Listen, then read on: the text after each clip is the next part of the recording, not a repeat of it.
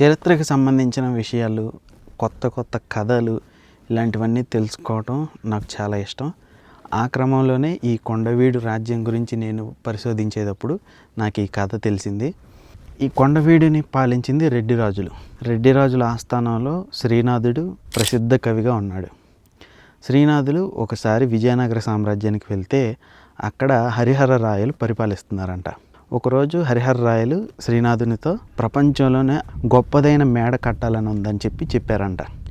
దానికి శ్రీనాథుడు అంతెందుకు, అది మా కొండవీటిలో ఒంటి స్తంభం మేడ ఒకటి ఉంది, దాన్ని మించిన భవనం ఈ ప్రపంచంలోనే లేదని చెప్పారంట.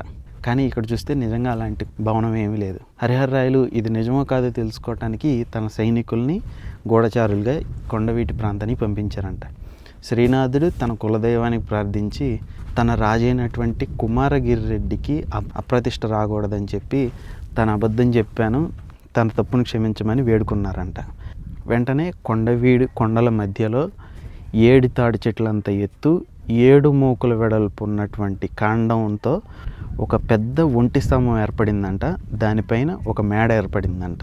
ఈ కథ అంతా కూడా కొండవీటి దండ కవిలే అనే ఒక గ్రంథం నుంచి చరిత్రకారులు సేకరించారు.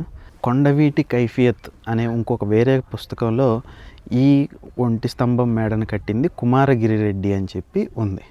కానీ ఈరోజు చూసుకుంటే ఈ కొండల్లో కేవలం రాళ్ళు, రప్పలు, చెట్లు, పుట్టలు తప్పించి ఇలాంటి పెద్ద పెద్ద భవనాలు ఏమీ లేవు.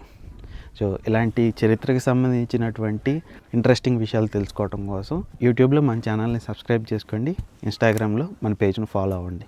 అలానే నేను కొండవీడు గురించి 2 వీడియోలు చేశాను. మన ఛానల్లోకి వెళ్ళి తప్పకుండా వాటిని చూడండి.